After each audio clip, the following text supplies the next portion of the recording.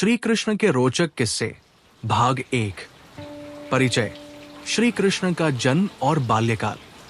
श्री कृष्ण भारतीय संस्कृति और धर्म के सबसे प्रिय और पूजनीय पात्रों में से एक है। भगवान विष्णु के 8वें अवतार के रूप में उनका जीवन रोमांच, चमत्कार और नीति शिक्षा से भरा हुआ है। उनके किस्से न केवल मनोरंजक हैं, बल्कि जीवन के गहरे दार्शनिक और नैतिक सिद्धांतों को भी उजागर करते हैं। इस लेख के पहले भाग में हम श्री कृष्ण के जन्म और उनके बाल्यकाल की कुछ रोचक और प्रेरणादायक कहानियों पर चर्चा करेंगे। श्री कृष्ण का जन्म। श्री कृष्ण का जन्म मथुरा में एक कारागार में हुआ था। उस समय मथुरा पर क्रूर राजा कंस का शासन था। कंस को एक आकाशवाणी से पता चला कि उसकी बहन देवकी का 8वां पुत्र उसका वध करेगा। इस भविष्यवाणी से भयभीत होकर कंस ने अपनी बहन देवकी और उनके पति वासुदेव को कारागार में डाल दिया। उसने ये सुनिश्चित करने का प्रयास किया कि देवकी का कोई भी बच्चा जीवित न रहे। लेकिन जब श्री कृष्ण का जन्म हुआ, तब दैवीय शक्ति ने हस्तक्षेप किया। उस रात जब कृष्ण का जन्म हुआ, कारागार के पहरेदार गहरी नींद में सो गए और ताले अपने आप खुल गए। वासुदेव को अपने नवजात पुत्र को गोकुल में नंद और यशोदा के पास ले जाने का आदेश मिला। यमुना नदी, जो उफान पर थी, ने भी वासुदेव के लिए रास्ता बना दिया।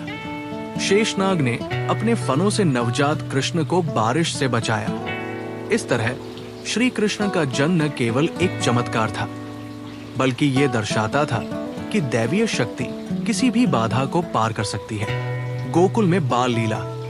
गोकुल पहुंचने के बाद श्री कृष्ण को यशोदा और नंद ने अपने पुत्र के रूप में पाला।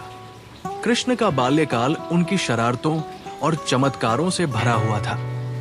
उनकी माता यशोदा को उनकी शरारतों से परेशानी भी होती थी, लेकिन उनका प्रेम उन्हें हर बार माफ कर देता था।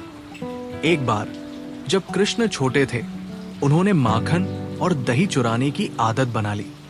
गोकुल की गोपियां उनकी इस शरारत से तंग आ चुकी थी, लेकिन कृष्ण की मुस्कान और मासूमियत के आगे सभी नतमस्तक हो जाते थे। माखन चोरी की कहानी। एक दिन यशोदा को पता चला कि कृष्ण और उनके सखा फिर से पड़ोसियों के घरों में माखन चुराने गए हैं। यशोदा ने कृष्ण को पकड़ने का फैसला किया। जब वो घर पहुंची तो देखा कि कृष्ण अपने दोस्तों के साथ माखन खा रहा था। उसने कृष्ण को डांटने की कोशिश की, लेकिन कृष्ण ने अपनी मासूम आंखों से यशोदा की ओर देखा और कहा, मां, मैंने तो कुछ नहीं किया, ये माखन तो मेरे दोस्तों ने लाया। यशोदा को गुस्सा तो आया, लेकिन उनकी मासूमियत पर हंसी भी छूट गई। इस कहानी में एक गहरा संदेश छिपा है। श्री कृष्ण की माखन चोरी केवल एक शरारत नहीं थी, बल्कि यह दर्शाती थी कि भगवान का प्रेम सभी के लिए समान है। वो अमीर गरीब, छोटे बड़े का भेद नहीं करते। माखन, जो उस समय गोकुल की गोपियों के लिए कीमती था, कृष्ण द्वारा चुराया जाना यह दर्शाता है कि भगवान अपने भक्तों के दिलों को चुराने के लिए कुछ भी कर सकते हैं। पूतना का वध। श्री कृष्ण की बाल लीलाओं में सबसे प्रसिद्ध कहानियों में से एक है पूतना का वध। कंस, जो कृष्ण को मारने के लिए हर संभव प्रयास कर रहा था, ने राक्षसी पूतना को गोकुल भेजा। पूतना ने एक सुंदर स्त्री का रूप धारण किया और नवजात कृष्ण को जहरीला दूध पिलाने की योजना बनाई। वो गोकुल पहुंची और यशोदा से कृष्ण को गोद में लेने की अनुमति मांगी। जैसे ही पूतना ने कृष्ण को दूध पिलाना शुरू किया, कृष्ण ने अपनी दैवीय शक्ति से पूतना का सारा विष पी लिया और उसका प्राणांत कर दिया। पूतना का विशाल राक्षसी रूप प्रकट हुआ और गोकुलवासी आश्चर्यचकित रह गए। इस घटना ने यह सिद्ध किया कि श्री कृष्ण कोई साधारण बालक नहीं, बल्कि दैवीय शक्ति से संपन्न अवतार है। इस कहानी का एक और महत्वपूर्ण पहलू यह है कि पूतना को, जो एक राक्षसी थी, श्री कृष्ण के स्पर्श से मोक्ष की प्राप्ति हुई। यह दर्शाता है कि भगवान का स्पर्श पापियों को भी मुक्ति दे सकता है। शक्तासुर का अंत। एक अन्य रोचक कहानी है शक्तासुर की, जो एक राक्षस था जिसे कंस ने कृष्ण को मारने के लिए भेजा था। शक्तासुर ने एक गाड़ी का उस समय यशोदा ने कृष्ण को एक गाड़ी के नीचे सुलाया था। जैसे ही शक्तासुर ने कृष्ण को कुचलने की कोशिश की, छोटे से कृष्ण ने अपनी टांगों से गाड़ी को इतनी जोर से ठोकर मारी कि वो टुकड़े टुकड़े हो गई और शक्तासुर का अंत हो गया। गोकुलवासियों को ये समझ नहीं आया कि एक छोटा सा बच्चा इतना बड़ा चमत्कार कैसे कर सकता है, लेकिन यशोदा और नंद के लिए ये केवल उनके लाडले की एक और शरारत थी। इस कहानी से ये सीख मिलती है कि दैवीय शक्ति किसी भी रूप में, किसी भी उम्र में प्रकट हो सकती है। यशोदा का प्रेम और कृष्ण की शरारतें। यशोदा का कृष्ण के प्रति प्रेम असीम था। एक बार जब कृष्ण ने फिर से माखन चुराया, यशोदा ने उन्हें सजा देने का फैसला किया। उन्होंने कृष्ण को एक ओखली से बांध दिया, लेकिन कृष्ण, जो भगवान स्वयं थे, ने अपनी लीला दिखाई। उन्होंने ओखली को खींचते हुए 2 विशाल अर्जुन वृक्षों को उखाड़ दिया। इन वृक्षों में 2 देवता, नल कुबेर और मणिग्रीव, शाप के कारण कैद थे। कृष्ण के स्पर्श से वे मुक्त हो गए और उन्हें मोक्ष प्राप्त हुआ।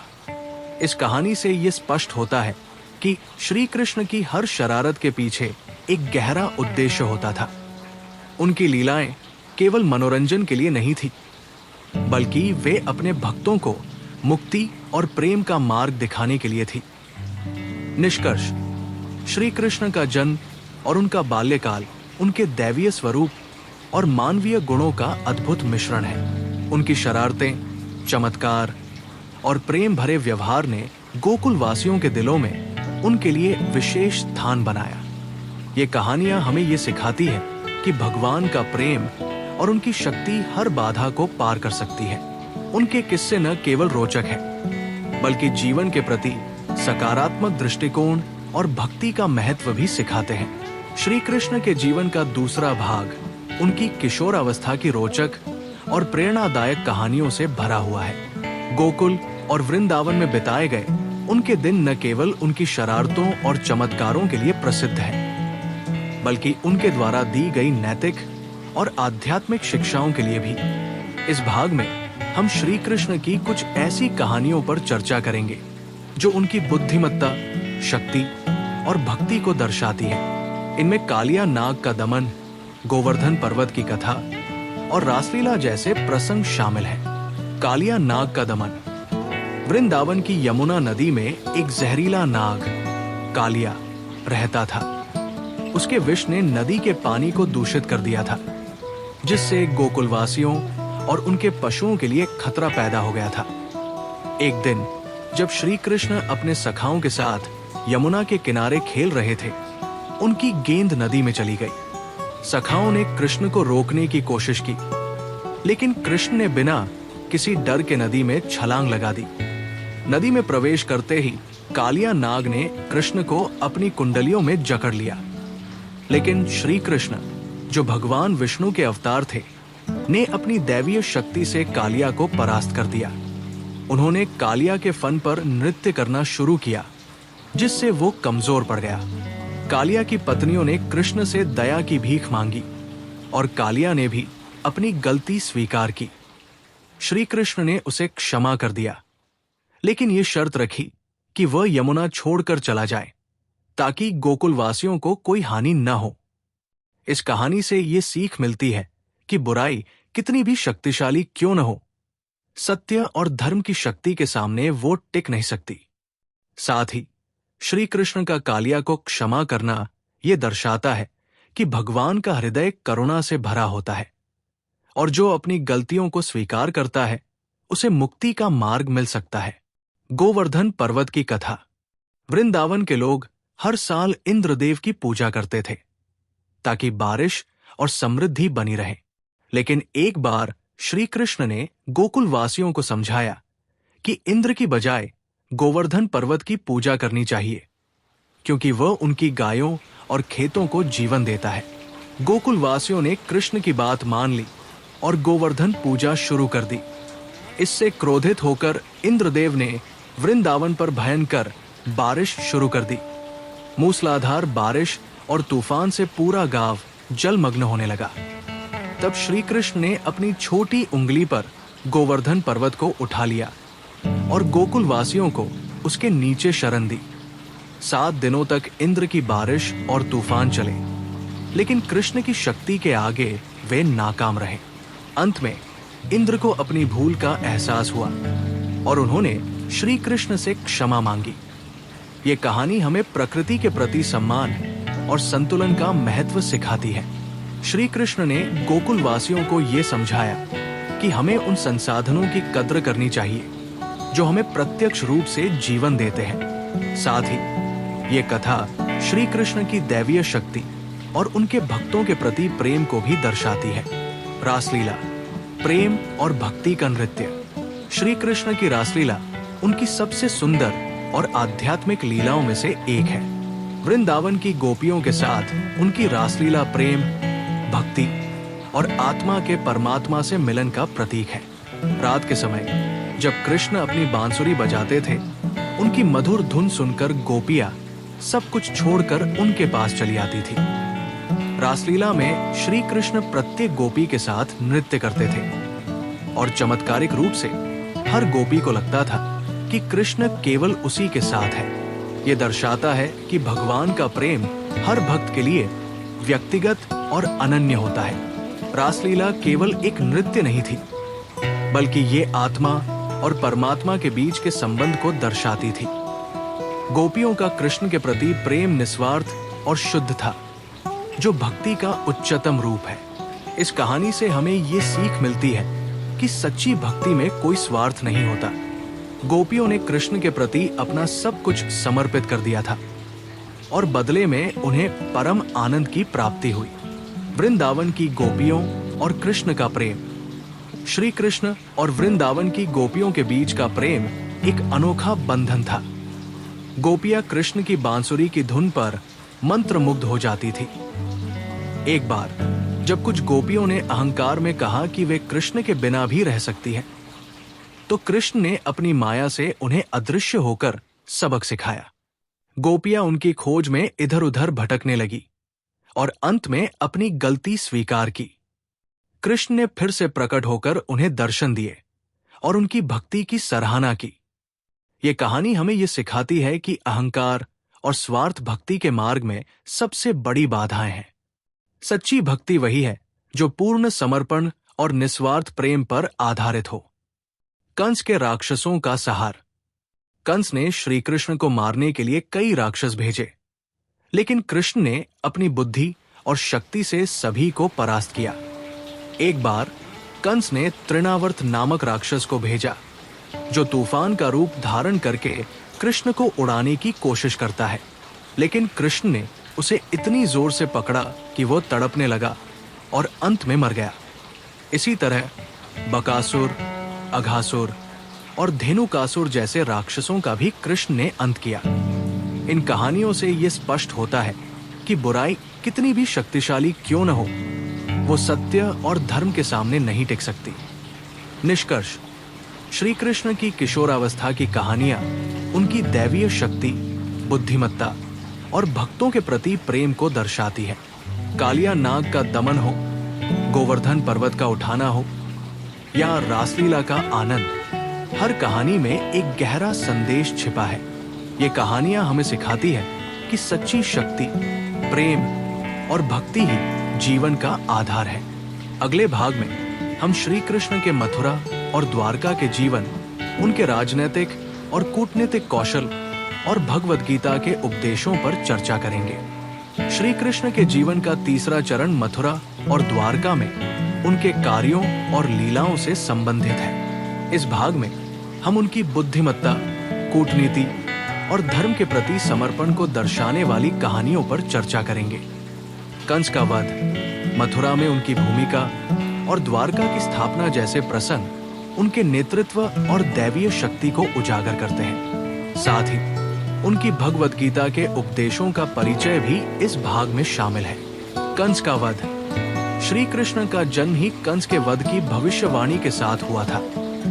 जैसे जैसे कृष्ण बड़े हुए, कंस की चिंता बढ़ती गई। उसने कृष्ण और उनके भाई बलराम को मथुरा बुलाने का फैसला किया ताकि वो उन्हें एक कुश्ती प्रतियोगिता में मार सके। कंस ने अपने सबसे शक्तिशाली पहलवानों चाणूर और मुष्टिक को उनके खिलाफ उतारा। मथुरा पहुंचने पर कृष्ण और बलराम का भव्य स्वागत हुआ, लेकिन कंस ने एक विशाल धनुष को तोड़ने की चुनौती दी। श्री कृष्ण ने उस धनुष को इतनी आसानी से तोड़ दिया कि कंस और उसके सैनिक स्तब्ध रह गए। इसके बाद कुश्ती के मैदान में कृष्ण ने चाणूर को और बलराम ने मुष्टिक को परास्त किया। अंत में श्री कृष्ण ने कंस को भी मार डाला, जिससे मथुरा की जनता को उसके अत्याचारों से मुक्ति मिली। इस कहानी से ये सीख मिलती है कि बुराई का अंत निश्चित है। श्री कृष्ण ने अपनी शक्ति और बुद्धि से न केवल कंस का वध किया, बल्कि धर्म की स्थापना भी की। कंस के वध के बाद कृष्ण ने अपने माता पिता देवकी और वासुदेव को कारागार से मुक्त किया और मथुरा में धर्म का शासन स्थापित किया।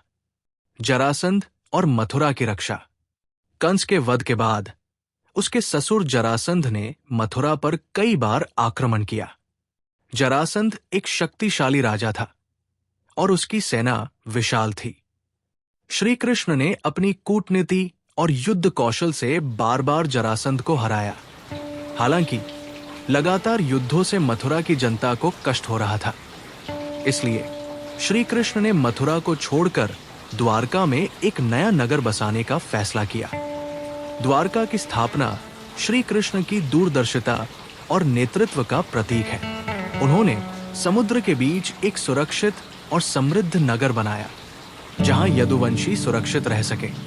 ये कहानी हमें सिखाती है कि एक सच्चा नेता वो होता है जो अपने लोगों की भलाई के लिए कठिन निर्णय लेने से नहीं हिचकिचाता। रुक्मिणी हरण। श्री कृष्ण की प्रेम कहानियों में रुक्मिणी के साथ उनका विवाह एक रोचक प्रसंग है। रुक्मिणी विदर्भ की राजकुमारी श्री कृष्ण से प्रेम करती थी, लेकिन उनके भाई रुक्मी ने उनका विवाह चेदी के राजा शिशुपाल से तय कर दिया। रुक्मिणी ने कृष्ण को एक पत्र भेजकर अपनी इच्छा जताई कि वो उनके साथ विवाह करे। श्री कृष्ण ने रुक्मिणी के प्रेम का सम्मान किया और बलराम के साथ विदर्भ पहुंचे। वहां उन्होंने रुक्मिणी का हरण किया और उसे सुरक्षित द्वारका ले गए। इस घटना में कृष्ण की वीरता और प्रेम के प्रति समर्पण स्पष्ट दिखाई देता है। रुक्मिणी और कृष्ण का विवाह प्रेम और विश्वास का प्रतीक है। ये कहानी हमें सिखाती है कि सच्चा प्रेम बाधाओं को पार कर सकता है, बशर्ते वो विश्वास और सम्मान पर आधारित हो। सुदामा की मित्रता। श्री कृष्ण और सुदामा की मित्रता भारतीय संस्कृति में मित्रता का एक आदर्श उदाहरण है। सुदामा कृष्ण के बचपन के मित्र एक गरीब ब्राह्मण थे। जब उनकी आर्थिक स्थिति बहुत खराब हो गई तो उनकी पत्नी ने उन्हें कृष्ण से मदद मांगने के लिए कहा। सुदामा ने कुछ चावल का भुना हुआ भेंट के रूप में लिया और द्वारका पहुंचे। जब सुदामा द्वारका के राजमहल में पहुंचे, श्री कृष्ण ने उनका स्वागत ऐसे किया जैसे वो कोई राजा हो। कृष्ण ने सुदामा के चावल बड़े प्रेम से खाए और उनकी गरीबी को बिना कहे समझ लिया। सुदामा ने कुछ मांगा नहीं, लेकिन जब वे घर लौटे तो उनका घर धन धान्य से भर गया था। ये कहानी हमें सिखाती है कि सच्ची मित्रता में कोई स्वार्थ नहीं होता। श्री कृष्ण ने सुदामा की स्थिति को समझकर उनकी मदद की, बिना उनके आत्मसम्मान को ठेस पहुंचाए। ये मित्रता का एक ऐसा उदाहरण है जो हमें प्रेरित करता है कि हमें अपने मित्रों की मदद बिना किसी अपेक्षा के करनी चाहिए। भगवद गीता का प्रारंभ। अर्जुन को उपदेश। श्री कृष्ण का सबसे महत्वपूर्ण योगदान भगवद गीता है, जो महाभारत के युद्ध के दौरान अर्जुन को दी गई थी। जब कुरुक्षेत्र के युद्ध में अर्जुन अपने कर्तव्य से विचलित हो गए और अपने ही परिवार और गुरुओं के खिलाफ युद्ध करने से डरने लगे, तब श्री कृष्ण ने उन्हें गीता का उपदेश दिया। गीता में श्री कृष्ण ने कर्मयोग, भक्ति योग और ज्ञानयोग की व्याख्या की। उन्होंने अर्जुन को समझाया कि आत्मा अमर है और शरीर नश्वर है, इसलिए कर्तव्य का पालन करना ही जीवन का उद्देश्य है। श्री कृष्ण ने यह भी बताया कि निस्वार्थ कर्म और भगवान के प्रति समर्पण ही मोक्ष का मार्ग है। ये कहानी हमें ये सिखाती है कि जीवन में कठिन परिस्थितियों का सामना करने के लिए हमें अपने कर्तव्यों का पालन करना चाहिए। श्री कृष्ण का उपदेश न केवल अर्जुन के लिए था, बल्कि ये हर मनुष्य के लिए एक मार्गदर्शन है। गीता के उपदेश आज भी प्रासंगिक है और हमें जीवन के हर क्षेत्र में प्रेरित करते हैं। निष्कर्ष, श्री कृष्ण का मथुरा और द्वारका का जीवन उनकी बुद्धिमत्ता, नेतृत्व और प्रेम का प्रतीक है। कंस का वध हो, रुक्मिणी का हरण हो, सुदामा की मित्रता हो या भगवद गीता का उपदेश, हर कहानी में एक गहरा संदेश छिपा है। ये कहानियां हमें सिखाती हैं कि सच्चाई, प्रेम और कर्तव्यनिष्ठा ही जीवन का आधार है। अगले भाग में हम श्री कृष्ण के महाभारत में योगदान, उनकी कूटनीति और पांडवों के साथ उनके संबंधों पर चर्चा करेंगे। श्री कृष्ण का जीवन केवल उनकी बाल लीलाओं और प्रेम कहानियों तक सीमित नहीं है। उनकी बुद्धिमत्ता और कूटनीति ने महाभारत जैसे महाकाव्य में महत्वपूर्ण भूमिका निभाई। इस भाग में हम श्री कृष्ण के महाभारत में योगदान, पांडवों के साथ उनके संबंध और उनकी कूटनीतिक चतुराई से संबंधित रोचक कहानियों पर चर्चा करेंगे। उनकी ये कहानियां हमें धर्म, कर्तव्य और नेतृत्व के महत्व को सिखाती है। पांडवों के साथ श्री कृष्ण का संबंध। श्री कृष्ण का पांडवों के साथ संबंध बहुत गहरा और आत्मीय था। वे पांडवों के मामा थे, लेकिन उनका रिश्ता केवल पारिवारिक नहीं, बल्कि आध्यात्मिक और नैतिक भी था। विशेष रूप से अर्जुन के साथ उनकी मित्रता और द्रौपदी के प्रति उनका सम्मान उनकी कहानियों का महत्वपूर्ण हिस्सा है। जब पांडवों को हस्तिनापुर में कौरवों द्वारा अपमानित किया गया और उनका सब कुछ छीन लिया गया, तब श्री कृष्ण ने उनका साथ दिया। वे पांडवों के लिए न केवल एक मार्गदर्शक थे, बल्कि उनकी रक्षा करने वाले भी थे। एक बार जब दुर्योधन ने द्रौपदी का चीरहरण करने की कोशिश की, तब श्री कृष्ण ने अपनी दैवीय शक्ति से द्रौपदी की लज्जा की रक्षा की। ये घटना दर्शाती है कि श्री कृष्ण हमेशा अपने भक्तों की रक्षा के लिए तत्पर रहते हैं। द्रौपदी की रक्षा। महाभारत में द्रौपदी का चिरहरण एक ऐसी घटना है जो श्री कृष्ण की दैवीय शक्ति और उनके भक्तों के प्रति प्रेम को दर्शाती है। जब पांडव जुए में अपना सब कुछ हार गए और दुर्योधन ने द्रौपदी को सभा में अपमानित करने का प्रयास किया, तब द्रौपदी ने श्री कृष्ण को पुकारा। उस समय श्री कृष्ण द्वारका में थे, फिर भी उनकी शक्ति ने द्रौपदी की साड़ी को अनंत कर दिया, जिससे दुर्योधन और दुशासन की सारी कोशिशें नाकाम रही। इस कहानी से हमें ये सीख मिलती है कि सच्ची भक्ति और विश्वास के सामने कोई भी बाधा टिक नहीं सकती। श्री कृष्ण का ये चमत्कार दर्शाता है कि वे अपने भक्तों की पुकार को हमेशा सुनते हैं, चाहे वे कितनी भी दूर क्यों न हो। कुरुक्षेत्र युद्ध में श्री कृष्ण की कूटनीति। महाभारत के युद्ध में श्री कृष्ण की भूमिका केवल एक सारथी की नहीं थी, बल्कि वे युद्ध के सूत्रधार भी थे। उन्होंने युद्ध से पहले शांति स्थापित करने की पूरी कोशिश की। वे हस्तिनापुर गए और कौरवों को समझाने की कोशिश की कि युद्ध से बचना चाहिए। लेकिन जब दुर्योधन ने उनकी बात नहीं मानी, तब श्री कृष्ण ने पांडवों का साथ देने का फैसला किया। श्री कृष्ण ने अर्जुन को अपनी नारायण सेना और स्वयं में से एक को चुनने का विकल्प दिया। अर्जुन ने श्री कृष्ण को चुना और दुर्योधन ने उनकी सेना ले ली।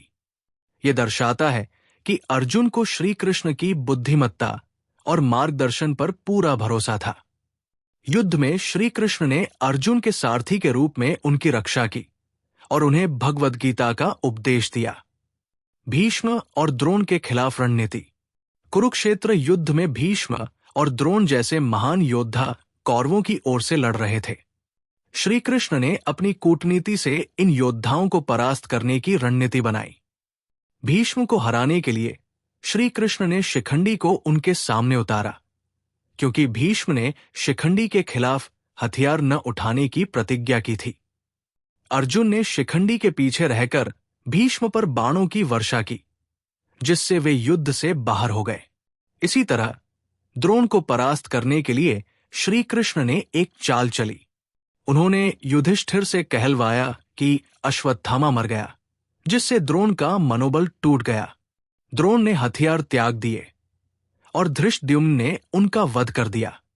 इन घटनाओं से श्री कृष्ण की कूटनीतिक बुद्धि और युद्ध में उनकी रणनीति का पता चलता है। कर्ण के साथ श्री कृष्ण का संवाद। श्री कृष्ण को पता था कि कर्ण पांडवों का ज्येष्ठ भाई है, लेकिन वो कौरवों के साथ था। युद्ध से पहले श्री कृष्ण ने कर्ण से मुलाकात की और उसे सच्चाई बताई। उन्होंने कर्ण को पांडवों के साथ आने का प्रस्ताव दिया, लेकिन कर्ण ने दुर्योधन के प्रति अपनी वफादारी निभाने का फैसला किया। श्री कृष्ण ने कर्ण के इस निर्णय का सम्मान किया, लेकिन युद्ध में अर्जुन को कर्ण से बचाने के लिए भी कई बार हस्तक्षेप किया। यह कहानी हमें सिखाती है कि श्री कृष्ण न केवल धर्म का पक्ष लेते थे, बल्कि वे सभी के प्रति करुणा और सम्मान का भाव रखते थे, चाहे वो उनके विरोधी ही क्यों न हो। अभिमन्यु की मृत्यु और श्री कृष्ण की भूमिका। अभिमन्यु, अर्जुन का पुत्र, युद्ध में बहुत वीरता से लड़ा, लेकिन चक्रव्यूह में फंसकर वो कौरवों द्वारा मार दिया गया।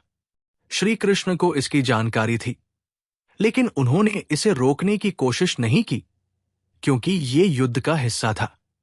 बाद में उन्होंने अर्जुन को प्रेरित किया कि वो अपने पुत्र की मृत्यु का बदला ले और जयद्रथ को मार डाले, जो अभिमन्यु की मृत्यु का मुख्य कारण था। यह कहानी दर्शाती है कि श्री कृष्ण युद्ध में भावनाओं से ऊपर उठकर धर्म और कर्तव्य का पालन करते थे। वे जानते थे कि युद्ध में बलिदान अनिवार्य है, लेकिन उन्होंने पांडवों को हमेशा सही मार्ग दिखाया।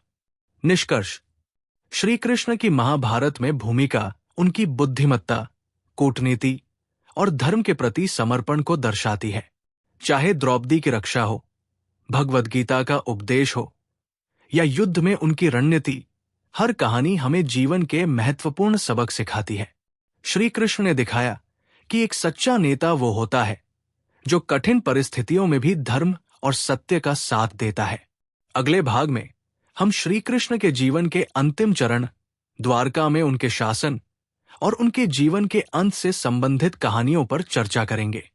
श्री कृष्ण के जीवन का अंतिम चरण द्वारका में उनके शासन, यदुवंश के उत्थान पतन और उनके जीवन के अंत से संबंधित है। इस भाग में हम उनकी कूटनीति, यदुवंश के प्रति उनके दायित्व और उनके जीवन की अंतिम घटनाओं पर चर्चा करेंगे। श्री कृष्ण की ये कहानियां हमें जीवन के चक्र, कर्म और धर्म के प्रति समर्पण के बारे में गहरी सीख देती है। द्वारका का शासन और समृद्धि। श्री कृष्ण ने द्वारका को एक समृद्ध और सुरक्षित नगर के रूप में स्थापित किया। समुद्र के बीच बसे इस नगर में यदुवंशियों का शासन था और श्री कृष्ण उनके मार्गदर्शक और राजा थे। उन्होंने द्वारका को न केवल एक शक्तिशाली राज्य बनाया, बल्कि इसे धर्म, संस्कृति और व्यापार का केंद्र भी बनाया। उनकी कूटनीति और नेतृत्व के कारण द्वारका उस समय के सबसे समृद्ध शहरों में से एक था। श्री कृष्ण ने अपने शासनकाल में कई राजाओं के साथ गठबंधन बनाए और युद्धों को टाला। उनकी नीतियां ऐसी थी कि यदुवंशी आपस में एकजुट रहें और बाहरी शत्रुओं से सुरक्षित रहें। उनकी पत्नी रुक्मिणी और अन्य रानियों ने भी द्वारका के शासन में महत्वपूर्ण भूमिका निभाई। ये कथा हमें सिखाती है कि एक सच्चा नेता वो होता है जो अपने लोगों की भलाई के लिए दूरदर्शी निर्णय लेता है। स्यमंतक मणि की कहानी। द्वारका में श्री कृष्ण से जुड़ी एक रोचक कहानी स्यमंतक मणि की है। स्यमंतक मणि एक ऐसी जादुई मणि थी जो अपने मालिक को अपार धन और समृद्धि प्रदान करती थी। सत्राजित नामक एक यदुवंशी को ये मणि सूर्य देव से प्राप्त हुई थी, लेकिन जब सत्राजित के भाई प्रसेनजित ने मणि पहनी और जंगल में शिकार के लिए गया तो वो एक शेर द्वारा मार दिया गया। शेर ने मणि को ले लिया, लेकिन बाद में जामवंत, भालुओं के राजा, ने उस शेर को मारकर मणि अपने पास रख ली। जब प्रसेनजित की मृत्यु की खबर फैली तो सत्राजित ने श्री कृष्ण पर मणि चुराने का आरोप लगाया। श्री कृष्ण ने इस अपमान को सहन नहीं किया और मणि की खोज में निकल पड़े। उन्होंने जामवंत का पीछा किया और उसकी गुफा में पहुंचे। वहां जामवंत के साथ उनका युद्ध हुआ, लेकिन अंत में जामवंत ने श्री कृष्ण को भगवान विष्णु के अवतार के रूप में पहचान लिया और मणि उन्हें सौंप दी। जामवंत ने अपनी पुत्री जामवंती का विवाह भी श्री कृष्ण से कर दिया। श्री कृष्ण ने मणि सत्राजित को लौटा दी, जिससे उनकी निष्ठा और सत्यता सिद्ध हुई। इस कहानी से हमें ये सीख मिलती है कि सच्चाई और धर्म का मार्ग चुनने से हर संकट का समाधान हो सकता है। श्री कृष्ण ने न केवल अपनी निर्दोषता साबित की, बल्कि यदुवंश में एकता भी बनाए रखी। यदुवंश का पतन श्री कृष्ण के जीवन की सबसे दुखद कहानियों में से एक यदुवंश का पतन है। महाभारत युद्ध के बाद यदुवंशियों में अहंकार और मद्यपान की आदत बढ़ गई। एक बार कुछ यदुवंशियों ने ऋषियों का अपमान किया, जिसके कारण ऋषियों ने यदुवंश के विनाश का शाप दे दिया। इस शाप के अनुसार यदुवंशी आपस में लड़कर नष्ट हो जाएंगे। प्रभास क्षेत्र में एक उत्सव के दौरान यदुवंशियों में आपसी विवाद शुरू हुआ। शराब के नशे में वे एक दूसरे से लड़ने लगे। श्री कृष्ण और बलराम ने इस लड़ाई को रोकने की कोशिश की, लेकिन शाप के प्रभाव के कारण वे इसे रोक नहीं सके। यदुवंशी एक दूसरे का वध करने लगे और अंत में पूरा यदुवंश नष्ट हो गया। इस कहानी से हमें ये सीख मिलती है कि अहंकार, लोभ और अनुशासनहीनता किसी भी समुदाय या परिवार को नष्ट कर सकती है। श्री कृष्ण ने यदुवंश को एकजुट रखने की हर संभव कोशिश की, लेकिन शाप और कर्मों के फल को कोई टाल नहीं सकता। श्री कृष्ण का अंत श्री कृष्ण का जीवन उनके दैवीय अवतार के समापन के साथ समाप्त हुआ। यदुवंश के विनाश के बाद श्री कृष्ण ने अपने जीवन के अंत को स्वीकार कर लिया। एक दिन वे प्रभास क्षेत्र में एक पेड़ के नीचे ध्यानमग्न थे। उसी समय एक शिकारी ने उनके पैर के तलवे को हिरण का पैर समझकर तीर चला दिया। ये तीर श्री कृष्ण के पैर में लगा और उन्होंने अपने जीवन का अंत किया। शिकारी, जिसका नाम जरा था, ने जब अपनी गलती देखी तो वो बहुत दुखी हुआ, लेकिन श्री कृष्ण ने उसे क्षमा कर दिया और अपनी दैवीय लीला को समाप्त करते हुए वैकुंठ लौट गए। ये कहानी हमें सिखाती है कि जीवन और मृत्यु एक चक्र है, और यहां तक कि भगवान भी अपने अवतार के उद्देश्य को पूरा करने के बाद इस चक्र का हिस्सा बनते हैं। श्री कृष्ण की विरासत श्री कृष्ण की कहानियां केवल मनोरंजन के लिए नहीं है, वे हमें जीवन के गहरे सत्य और नैतिकता सिखाती है। उनकी भगवद गीता आज भी विश्व भर में लोगों को प्रेरित करती है। उनकी लीलाएं, चाहे वो माखन चोरी हो, कालिया नाग का दमन हो या महाभारत में उनकी कूटनीति, हमें सिखाती है कि धर्म, प्रेम और कर्तव्य ही जीवन का आधार है। श्री कृष्ण का जीवन हमें यह भी सिखाता है कि हर परिस्थिति में सकारात्मक दृष्टिकोण और बुद्धिमत्ता के साथ आगे बढ़ना चाहिए। उनकी कहानियां हमें प्रेरित करती है कि हम अपने जीवन में प्रेम, करुणा और सत्य का पालन करें। निष्कर्ष, श्री कृष्ण का द्वारका जीवन और उनका अंत उनके दैवीय स्वरूप और मानवीय गुणों का अद्भुत मिश्रण है। स्यमंतक मणि की कहानी हो, यदुवंश का पतन हो या उनका अंत, हर कहानी में एक गहरा संदेश छिपा है। ये कहानियां हमें सिखाती है कि जीवन में कर्म और धर्म का महत्व सर्वोपरि है। श्री कृष्ण की लीलाएं और उपदेश हमें आज भी प्रेरित करते हैं और हमें सही मार्ग पर चलने के लिए प्रोत्साहित करते हैं।